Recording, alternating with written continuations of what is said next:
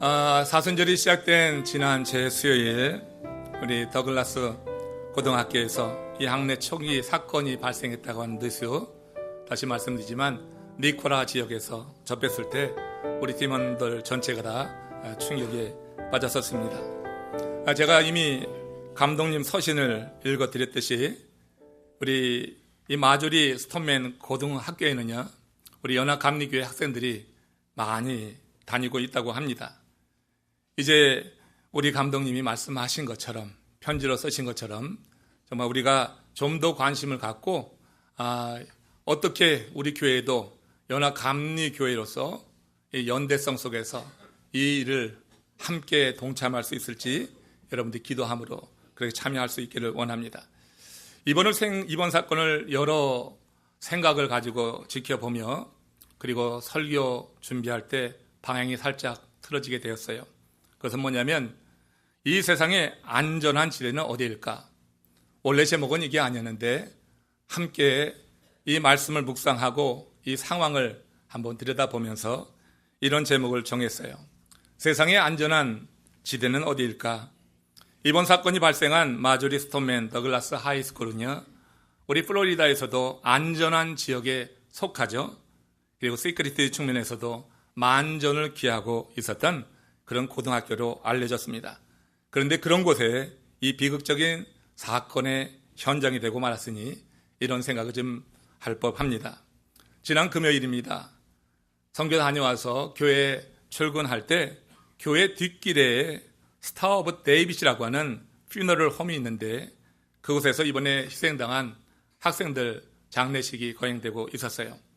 각 방송사에서 취재 열기로 뜨거웠고 길게 줄지어 있는 그런 조문 차량을 보는데 자녀를 잃은 부모, 저도 자녀를 셋이나 두었고 다 따로 살고 있는데 우리 아이들 생각이 나서 이신전심 가슴이 아프고 눈물이 났습니다. 이런 일이 우리 지역에서 발생했다는 사실에 부모라면 누구라도 섬뜩한 그런 마음이 들었을 것이고 이 세상에 안전지대는 있는 것일까 하는 그런 의문도 마음에서 일어날 수 있습니다. 지난 주간에 니카라 단기 선교를 가보니 그것도 안전한 곳이 아니었어요. 더 불안하죠. 사실 치안이 불안한 곳이죠. 사회주의 국가 이 니카라과에는요 관공서 그리고 큰 건물 앞에는 총기로 무장한 시큐리티가 반드시 있어야지 됐습니다. 이번에 목회자 학교를 한 김혜자 선교사님이 섬기는 선교센터 정문 큰 철문으로 되어 있습니다. 그리고 철문이 열리니 그곳에도 무장한 총기로 무장한 안전 요원이 배치되어 있었어요. 그 첫 느낌은 복음을 전하는 선교센터에 무장한 요원 이미지 잘 매치가 되지 않았습니다. 그런데 그 지역에서 그런 선교센터란지 큰 기관을 운영하려고 하면 반드시 그런 안전 요원이 배치돼야지 된다고 하는 거예요. 또 특별히 작년부터 니카라과 선교에서 자립하기 위해서 그 이전부터 과실수를 심고 또 가축을 많이 치고 있어요. 소와 닭을 아주 수백 마리 치고 있습니다. 그리고 작년 여름부터 선교센터 내 국제학교도 운영하게 되었다고 하는 거예요. 그런데 정부에서 국제학교에 등록한 이 학생들을 보호하는 차원에서 의무적으로 그렇게 이런 안전요원을 세우기로 했다고 하는 요구한다고 하는 그런 이야기를 들어봐요. 어디에도 아무튼 그러나 총기로 무장하든 뭘 무장하든 세상에 안전한 곳이 있을까 그런 생각을 해보게 됩니다. 단기 선교를 갈 때마다 제가 맛보는 기쁨 하나가 있어요. 우리 팀원들과 같이 나누는 그 기쁨인데 매일 아침 사역을 나가기 전에 선교팀과 함께 나누는 큐티 시간입니다. 그런데 이 선교지에서 나누는 큐티는 우리도 매일같이 큐티하지만 우리가 교회에서 가정에서 나누는 그런 큐티와 좀 색다른 맛이 있어요. 그날 사역과 관련된 말씀이 어쩌면 그렇게 그 말씀 중에 담겨 있는지 몰라요. 그날 아침 주시는 말씀이 사역 현장에서 이렇게 나타나고 또 뜻이 해석되는 그런 부분들이 많아서 저는 이 선교할 때마다 그 아침의 큐티 시간을 매우 중요하게 여깁니다. 이번에도 좀 그랬습니다. 지난 수요일 오전에 느헤미야 3장을 묵상했습니다. 그때는 몰랐는데 저녁 때 들어와서 이번에 이 비극적인 사건을 접하면서 이런 의미가 있겠구나 하는 그런 생각이 든 하나의 나눔이 있었어요. 선교팀원 중에서 한 분이 이런 질문을 했어요. 목사님, 느헤미야가 성벽을 쌓는 이유가 뭡니까? 느헤미야 3장은 느헤미야 주도하에 여러 사람들이 같이 동참해서 무너진 성벽을 쌓는 그런 내용이잖아요. 근데 그 다음에 해서 옆에 줄지어서 가지고 회파된 모든 성벽을 재건하는 그런 내용. 그러니까 이 3장에는 그 성벽 재건에 참여한 사람들의 명단이 쭉 나온단 말이에요.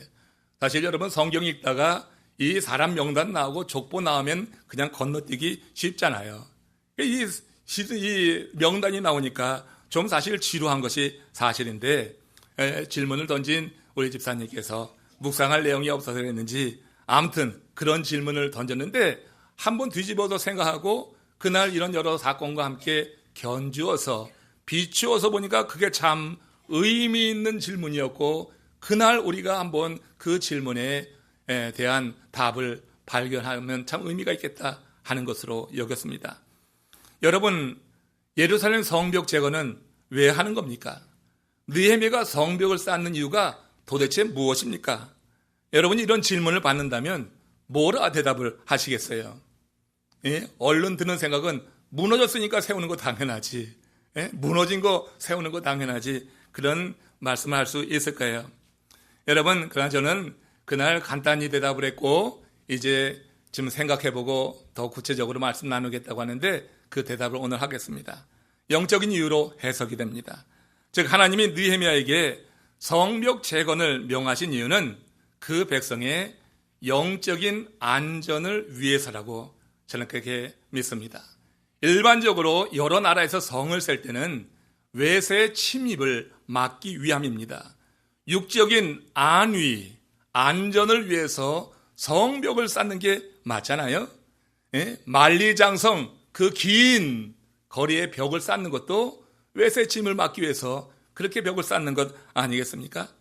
그러니까 성벽을 쌓는 제1차적인 목적은 외세의 침입을 막아보겠다고 하는 그런 뜻이 있을 건데, 저는 그게 아니라 하나님이 느헤미야를 일부러 택하시고 그에게 감동을 주셔서 하기 어려운 그 명령을 하신 데는 그것이 외부의 침략을 대비하기 위함만이 아니다.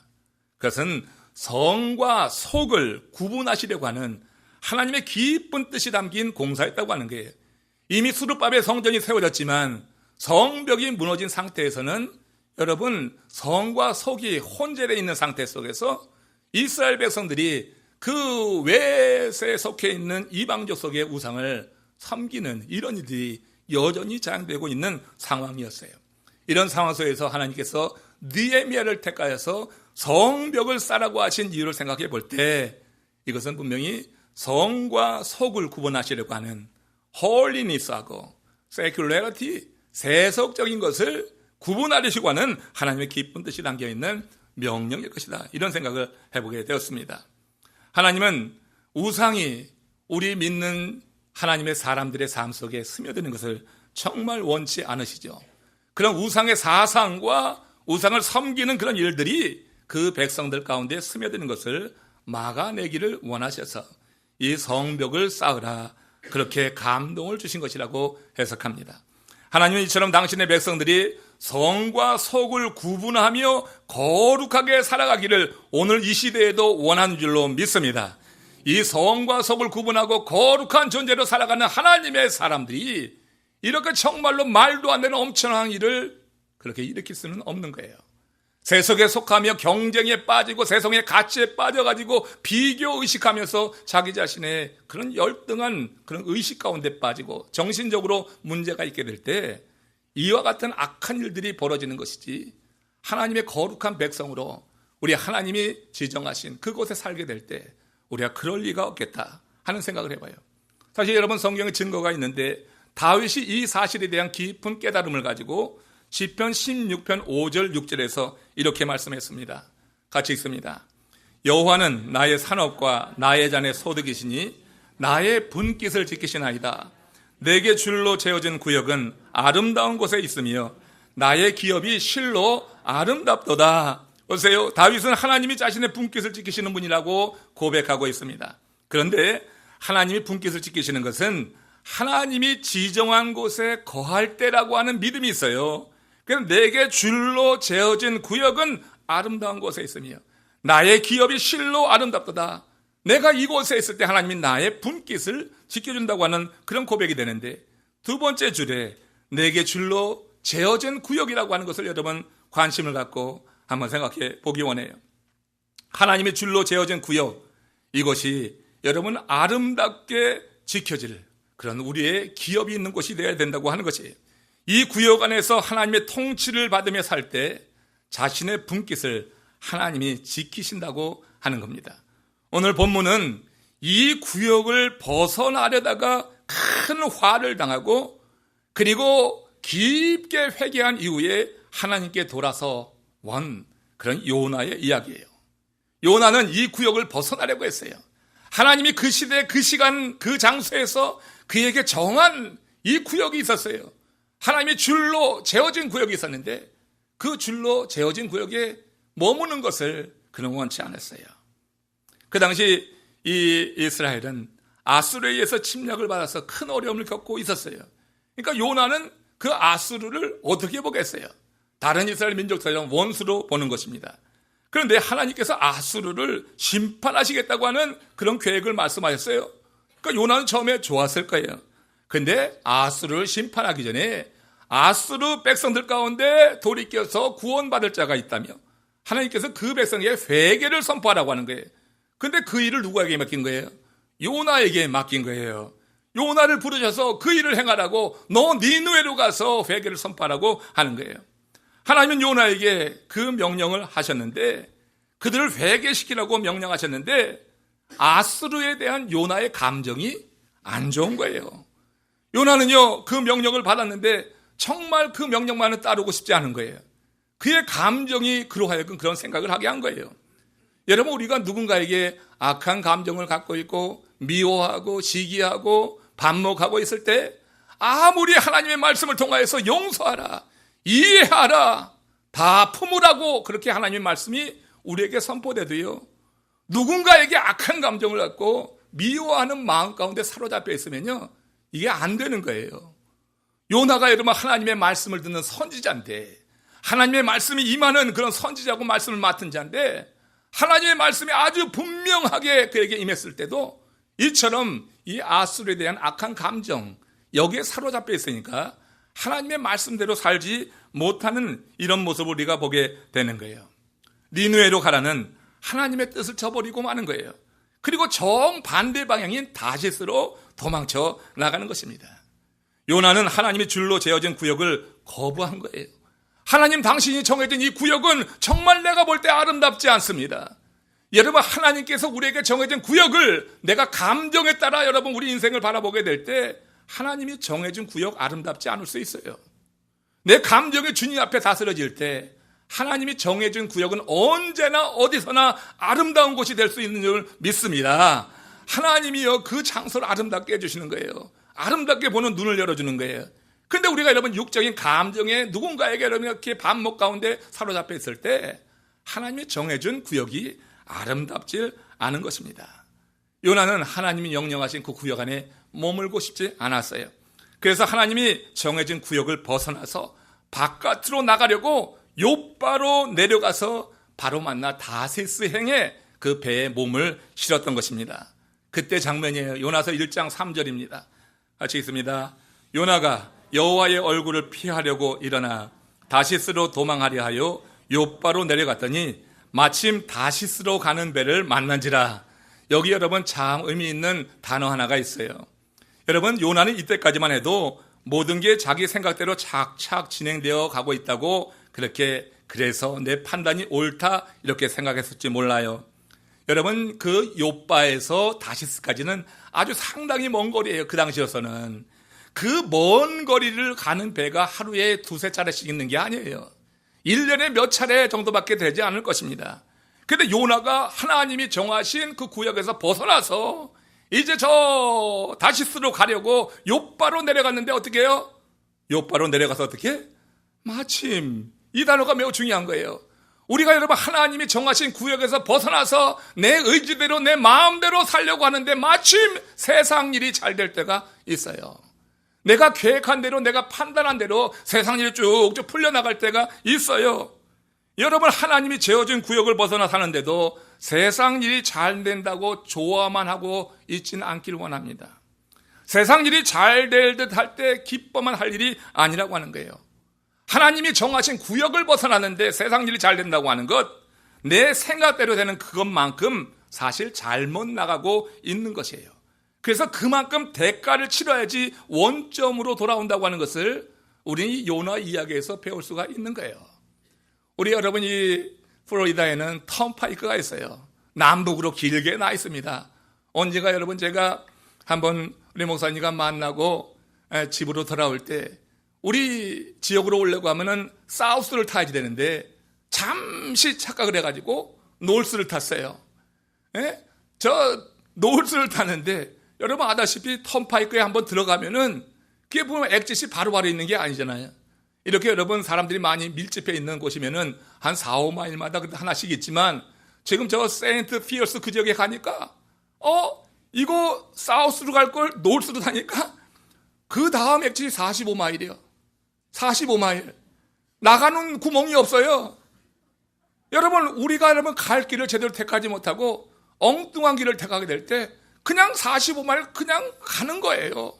그리고 어떻게 또 돌아오려고 하면 시간 정말로 여러분 깜깜하더라고요. 우리가 여러분 이렇게 내가 있어야 될 구역을 벗어나게 될 때 세상 일이 잘 되는 것 같죠. 내가 가려고 하는 곳은 트래픽이 꽉 막혀가지고 내가 꼼짝달싹 가지 않는데 그런데 내가 택한 길이 그냥 뻥 뚫려갔으면 얼마나 그거 신나요. 그렇지만 여러분 그 잘못된 그만큼 내가 대가를 치러야지 원점으로 돌아온다. 이거 여러분 염두에 둘 수 있기를 원해요. 요나는 자신이 잘못 가고 있음을 알았습니다. 요나는 이렇게 하나님을 떠나가지고 다시스로 가게 될 때 지중해에서 아주 큰 풍랑을 만난 거 아니에요. 처음에는 마침 다시스로 가는 배를 만났지만 얼마 가지 않아서 지중해 한복판에서 큰 풍랑을 만났는데 이 배가 뒤집을 것 같은 거예요. 그러니까 다 죽게 된 거예요. 그때 요나는 어떻게 해요? 알았어요. 내가 하나님이 정하신 이 구역을 벗어났기에 이런 환란이 많은 거구나. 이 사람들이 나 때문에 죽겠다. 그래가지고 어떻게 했어요? 요나가 그 선장에게 요청을 했어요. 나를 들어서 바다에 던지라. 그러면은 바다가 잔잔해질 것이다 했습니다. 여기 보세요. 요나는요 자신의 잘못을 인정은 하고 있지만 지금 이 배에서 풍랑을 만났을 때까지도 자신의 잘못을 인정하려고 했지만은 그러나 회개하지는 않았다고 하는 거예요. 내가 잘못했구나 하는 것을 알았지만 돌이켜 회개하려지 않았어요. 그가 선택한 것은 뭐냐면은 스스로 목숨을 끊는 거예요. 나를 들어서 바다에 던지라. 그러면 바다가 잔잔해질 것이다. 이렇게 여러분 그는 선택했어요. 돌아서느니 차라리 죽어버려서 이 꼴 저 꼴 안 보겠다고 하는 거예요. 사람이 감정이 상하면, 사람과 사람이 대립하면, 이해가 안 되면요 내가 차라리 죽지 그 앞에 가서 내가 고개 숙이지 못해. 이게 우리들의 마음이에요. 요나가요 얼마나 아술에 대해서 악감정이 있고 미워하고 그 나라가 싫으면은 이렇게 하나님이 풍랑을 일으켰고 자기 스스로도 내가 지금 잘못 가고 있구나. 내가 지금 하나님이 재어진 그 구역에서 벗어났구나. 그걸 아는데도 인정만 하고 회개하지 않고 자기 자신 스스로 죽으려고 하는 이런 선택을 했겠어요. 여러분, 그러나 그가 그렇게 자신을 수장시켜서 죽음으로 끝내려고 했다고 하는 것, 그가 여러분 죽음에 대해서 크게 오해하고 있었기 때문이라고 하는 거예요.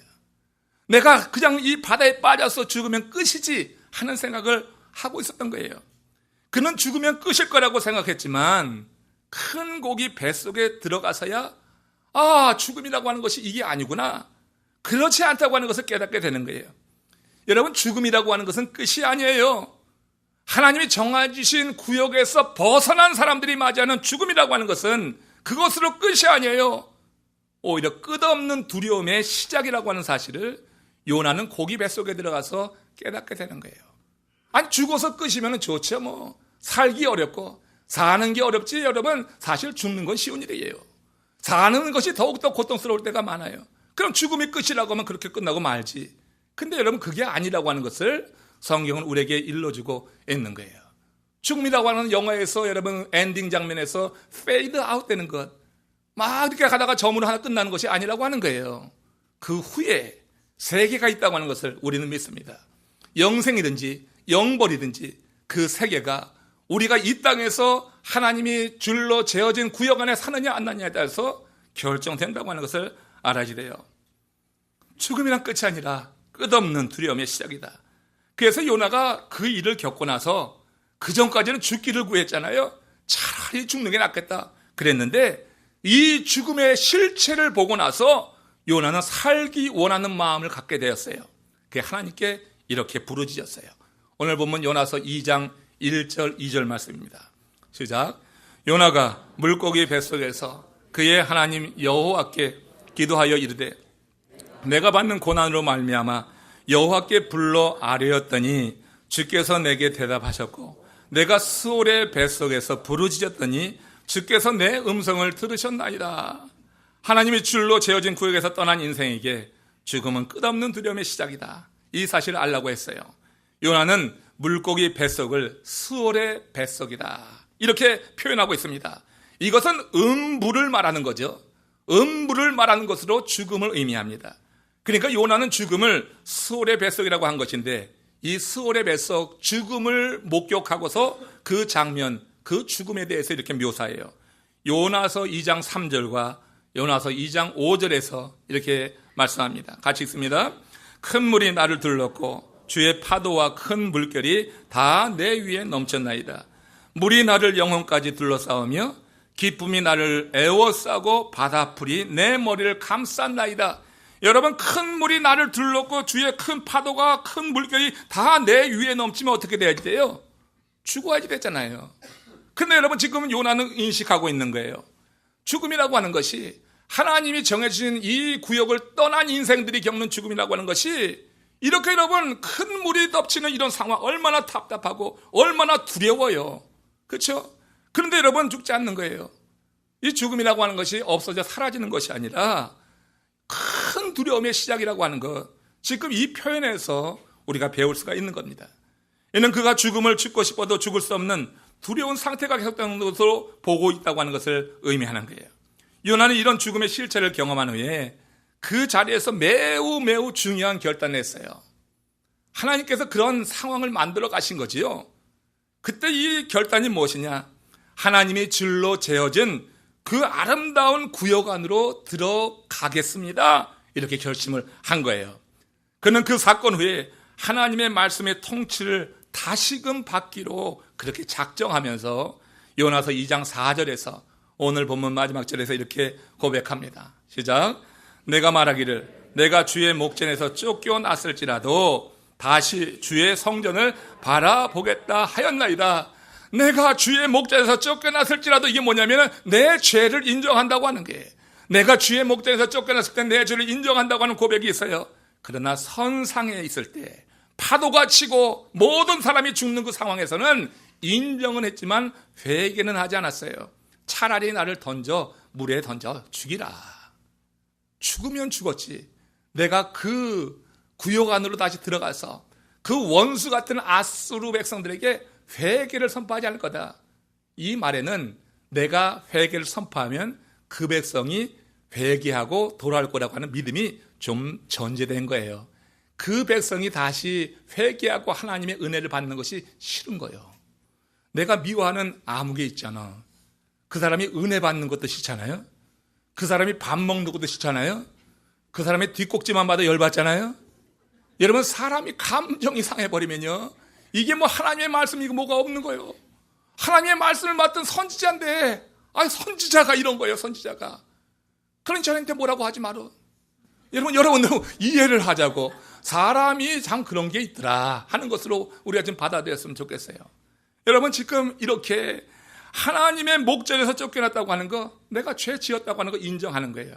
그러나 선상에서는 회개하지 않았는데 지금 물고기 뱃속에 들어가서 죽음의 실체를 본 거예요. 와, 죽음이라고 하는 것이 끝이 아니라 이런 두려움과 이런 깜깜함과 이런 공포의 시작이구나 하는 것을 깨닫게 되면서 뭐라고 했어요? 내가 다시 주의 성전을 바라보겠나이다.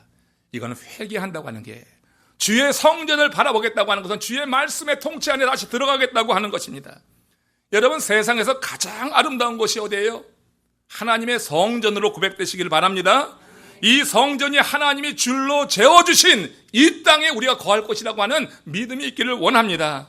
이 성전은 하나님의 영광의 광채가 찬란하게 비추는 아름다운 곳입니다. 성령이 우리 가운데 역사하고 우리 마음에 감동도 주고 우리 삶에 빛을 비춰주는 그야말로 빛이 빛나는 아름다운 곳이에요. 이 성전은 죄로 물든 영혼이 대속의 은혜를 받아서 하나님을 찬양하는 소리로 가득 찬 그와 같은 아름다운 곳입니다. 이 성전은 하나님의 말씀으로 무장하고 그 말씀으로 새 옷 입고 세상을 이기는, 그런 사단을 이기는 하나님의 사람들로 가득 찬 곳, 이곳이 여러분 가장 아름다운 곳이에요. 이 지상에서 이것보다 아름다운 곳은 없는 거예요. 이것보다 아름다운 곳은 없는 거예요. 우리는 하나님의 성전이라고 했습니다. 하나님의 성령이 너희 안에 있는 것을 알지 못하느냐? 그랬습니다. 우리 안에 성령이 있다고 하는 것은 내 자신이 성전이 된다고 하는 것이에요. 우리는 가장 아름다운 하나님의 사람임을 믿습니다. 여러분들이 하나님이 가장 아름답게 보시는 사람이란 말이에요.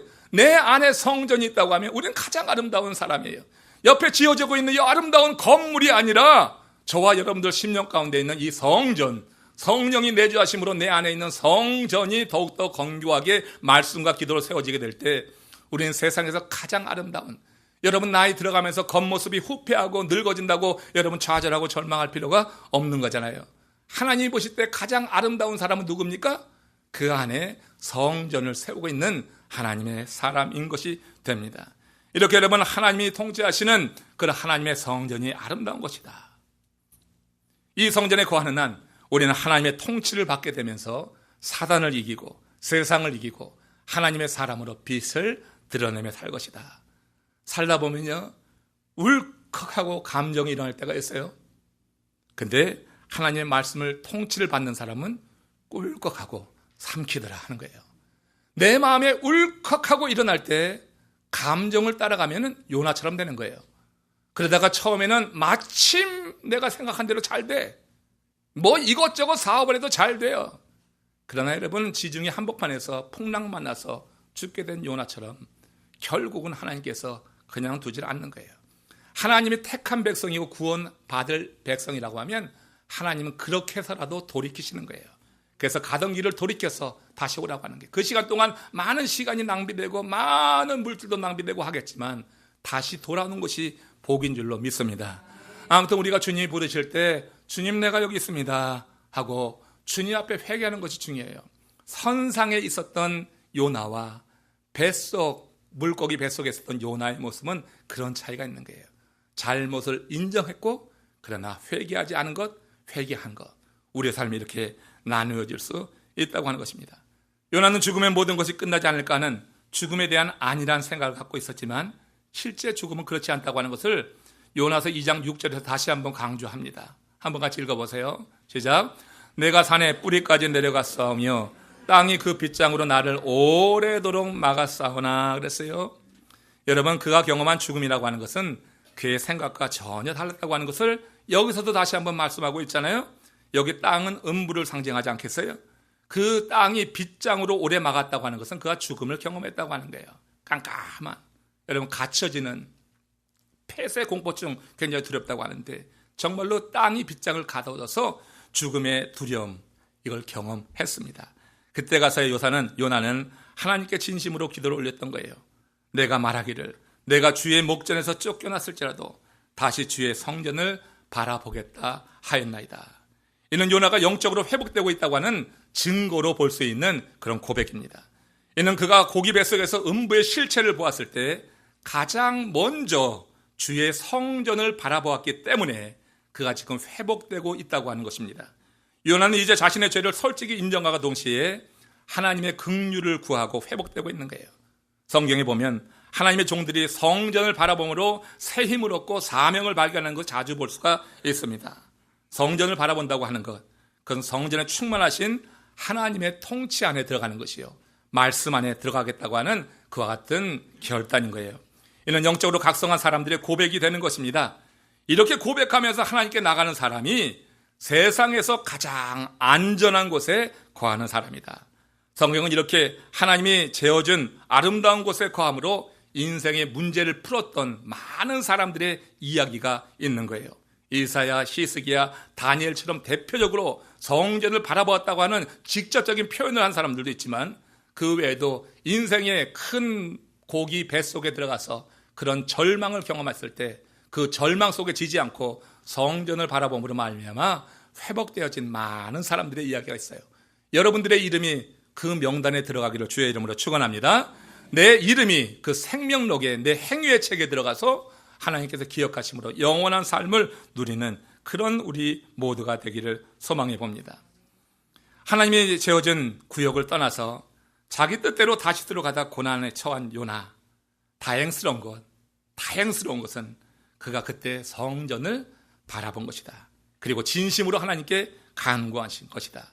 그 순간 요나는 영적으로 소생하게 되는데 하나님이요 그를 소생시키시면서 행하신 그런 명령이 하나 있어요. 이 명령 같이 상고하면서 오늘 말씀을 정리합니다. 요나서 3장 1절 2절 말씀입니다. 같이 읽습니다. 여호와의 말씀이 두 번째로 요나에게 임하니라. 이르시되 일어나 저 큰 성읍 니느웨로 가서 내가 네게 명한 바를 그들에게 선포하라 하신지라. 큰 물고기 뱃속에서 이제 살아났을 때 하나님의 말씀이 요나에게 임했습니다. 가장 먼저 임한 이 말씀이 뭐예요? 물고기 뱃속에 들어가기 전에 하나님이 주신 그 말씀이에요. 그렇죠? 그 말씀을 똑같이 주신 거예요. 일어나 저 큰 성읍 니느웨로 가서 내가 내게 명한 바를 그들에게 선포하라. 그들을 회개케 하라고 하는 것이에요. 고려시대 승려 가운데 진울이라고 하는 이가 있습니다. 그가 참 의미 있는 말을 남겼는데 이런 말이에요. 땅에 넘어진 자 땅을 짚고 일어선다고 하는 거예요. 이 땅에 살아가면서 우리가 넘어질 때가 있어요. 그 땅에 넘어졌을 때 땅을 치지 말라고 하는 거예요. 내가 넘어졌을 땐 이유가 있는 거예요. 그 지점에서 이유가 있는 거예요. 땅을 칠 것이 아니라 거기서 그 이유를 분별하고 기도함으로 말미암아서 깨닫고 그 땅을 딛고 일어서는 것입니다. 땅에 넘어진 자 땅을 딛고 일어서는 거예요. 실패한 바로 그 자리에서 성공의 계기가 들어있다고 하는 것입니다. 무엇이 부족하고 무엇이 내게 부족했는가를 그렇게 여러분 판단하고 생각하고 하나님의 지혜로 무장하면 넘어진 그 자리가 더욱더 도약하는 그 자리로 되어진다고 하는 거예요. 하나님 말씀에 넘어진 요나를 다시 세우실 때 그를 넘어지게 한 이 말씀을 다시 쓰신 거 아니에요? 니느웨로 가서 내가 네게 명한 말을 행할지어다. 이 말에 요나가 넘어진 거예요.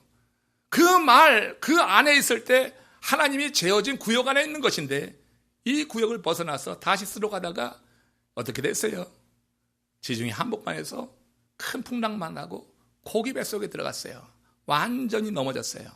그 넘어졌을 때 성전을 바라보며 하나님께서 요나에게 주신 말씀은 똑같은 말씀이에요. 이 말씀을 딛고 요나는 일어서서 그래서 니느웨로 가서 하나님이 명령하신 그 명령을 준행하는 내용을 우리가 보게 됩니다. 사랑하는 성도 여러분들, 이 세상에 안전한 곳이 어디 있을까요? 혹시 이 예배에 참여한 여러분들 가운데 수월의 뱃속에 있는 것처럼 그렇게 인생이 힘든 분은 안 계신지 모르겠어요. 여러분, 내가 처해 있는 그곳이 수월의 뱃속 될 수 있어요. 그러나 그곳이 여러분들이 다시 여호와 하나님의 성전을 바라보는 곳이 될 수 있도록 여러분 마음을 돌이켜서 주님이 줄로 재어진 그 구역 안으로 내가 들어가겠습니다. 내가 다시 주의 성전을 바라보나이다는 그런 고백 속에서 회복을 이루시고 하나님의 사명자로 다시 서시는 하나님의 사람들 되시기를 원합니다. 우리가 사는 지역에 일어났던 이 비극적인 사건을 보면서 아무리 시큐리티를 강화한다 할지라도 안전한 곳은 없어요. 우리 아이들의 심령에 정말로 안전한 곳, 주의 말씀, 주의 영 안에 거하려고 그렇게 지도하는 것, 우리 부모들의 몫이요 우리의 기도가 되어야 될 줄로 믿습니다. 저와 여러분들이 이 가장 안전한 곳에서 오늘 예배한 것을 감사하시고 우리가 어디 가든지 성전이 되어서 그곳이 안전한 곳, 하나님의 영이 동행하시기에 안전한 곳, 나와 함께하는 이들에게 정말 안전을 책임질 수 있는, 영적인 안위를 책임질 수 있는 하나님의 사람들 되시기를 주님의 이름으로 축원합니다. 고개 숙여서 함께 기도하겠습니다. 오늘 말씀 생각하시면서 정말로 안전한 곳이 어디냐? 나는 그 안전한 곳에 늘 기쁨으로 나오고 있는가? 이 안전한 곳에서 주님을 만나고 있는가? 이 안전한 곳에서 주의 명령이 내 귀에 들릴 때 나는 어땠는가? 요나처럼 그 말씀을 거부하진 않는가? 우리가 돌이켜서 하나님의 명령 가운데 다시 들어간 그 아름다운 곳에 거한 요나의 모습을 생각하시면서 잠시 합심으로 기도하면서 이 안전한 곳의 삶을 동경하며 주님 앞에 서기를 원합니다. 다 같이 기도하시겠습니다.